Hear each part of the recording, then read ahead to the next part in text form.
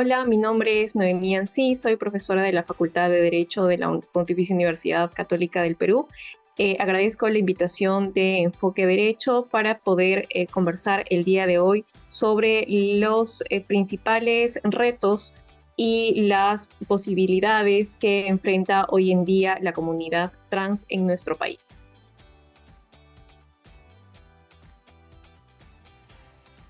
Sobre los avances de la comunidad trans en nuestro país, podemos englobarlos en dos momentos. Uno vinculado al cambio de nombre y el segundo vinculado a su consideración como grupo de especial protección.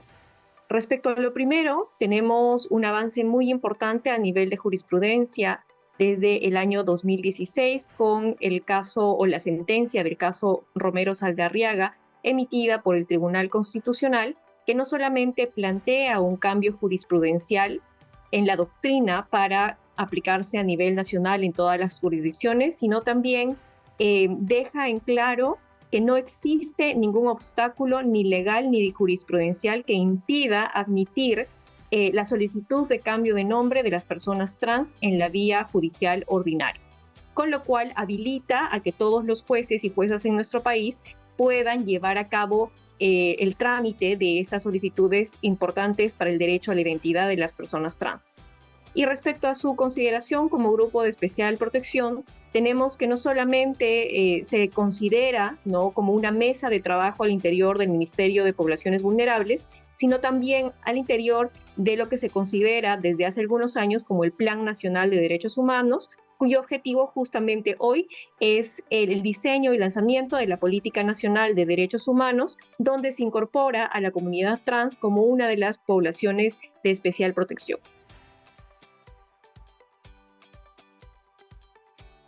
Para abordar las principales dificultades y retos hoy en día de la comunidad trans, es importante recordar un hecho en particular ocurrido en el año 2017, específicamente en abril, donde se derogó el decreto legislativo 1323, que fue uno de los primeros intentos muy importantes para modificar el Código Penal e incluir toda una serie de regulaciones alrededor de los crímenes de odio motivados, entre otras razones también, por la orientación sexual o la identidad de género. Asimismo, también como en el caso del delito de discriminación.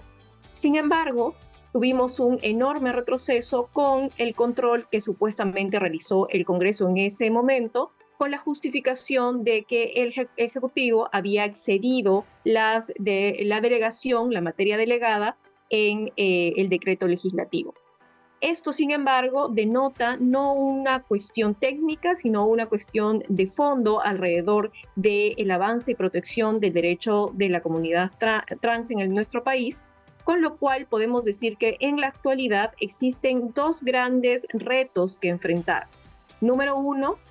no existe legislación especial que proteja contra la violencia a este grupo de personas, que distinga en particular los crímenes de odio que se cometen por la orientación sexual o la identidad de género.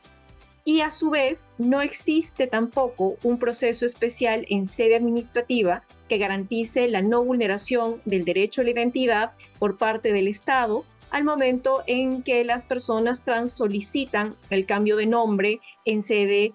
judicial o jurisdiccional.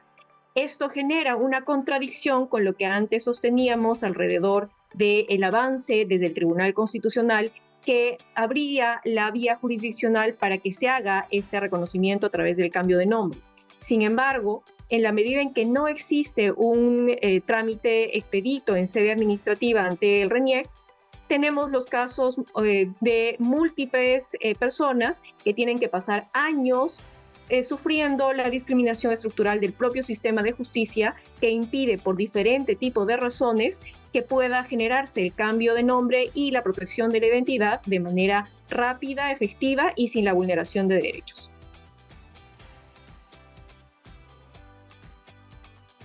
Para abordar el tema de los cambios necesarios, podemos plantear una perspectiva de los pequeños cambios o de las grandes reformas. Si bien es cierto, iniciativas como las recientemente planteadas por algunos congresistas vinculados a la modificación nuevamente del Código Penal que daría un mayor espectro de protección contra la violencia, podemos considerar estos pequeños cambios que sí serían relevantes, son muy importantes, pero que se enfrentan con la idea de que estamos ante un problema que necesita una reforma estructural. Y para ello, no solamente se podría considerar una cuestión, por ejemplo, de la llamada Ley de Identidad de Género, que desde hace muchísimos años está siendo discutida en sede parlamentaria, pero que aún no pasa por aprobación, sino también algunas cuestiones de orden transversal, como podría ser el tema de la educación, donde se empiezan a modificar un conjunto de ideas que generan la discriminación contra este grupo de personas, o también podemos hacer reformas estructurales en el sistema de representación donde se garantice, por ejemplo, cuotas mínimas de representantes de la comunidad trans que aseguren que estos debates se realicen de manera efectiva en el Congreso para su posterior inserción en la normativa.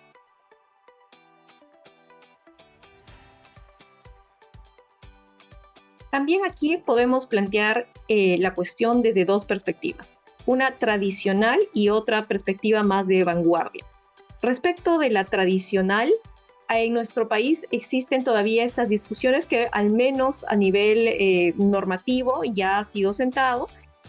Por ejemplo, como cuando se insertó, ¿no?, el tema de las reglas de Brasilia sobre acceso a la justicia de personas en condición de vulnerabilidad. En el año 2020 recordamos que hubo un primer momento donde el propio Poder Judicial acepta todas estas reglas, excepto aquellas que le daban una protección particular en acceso a la justicia para aquellos problemas vinculados con la identidad de género.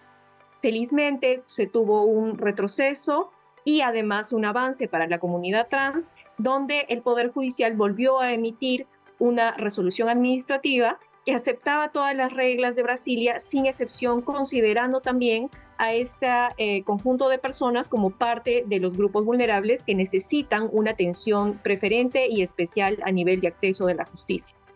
Pero las perspectivas de vanguardia no acaban solamente en ese tipo de reconocimientos de corte normativo, sino también que son propuestas interesantes que ya se ven en América Latina desde el año 2015, que nuestro país podría adoptar en la casuística de cómo protege estos casos. Me estoy refiriendo en particular al caso de Colombia con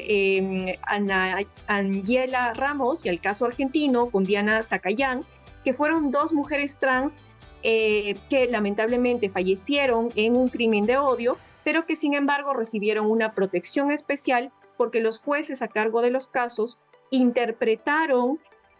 para darle una mayor sanción como un feminicidio, considerando el tipo o el elemento del tipo condición de mujer en un sentido más amplio. En ese sentido, podemos decir que desde esta perspectiva de vanguardia para el acceso a la justicia, no solo deberíamos enfocarnos en los cambios legislativos, sino también en las posibilidades interpretativas del nuevas en el derecho, donde se puede utilizar técnicas como la interpretación extensiva de derechos de igualdad y no discriminación para tener un concepto mucho más amplio de las categorías que se utilizan y que tenemos en la legislación vigente al momento de sancionar y también investigar para que no haya impunidad sobre este tipo de crímenes.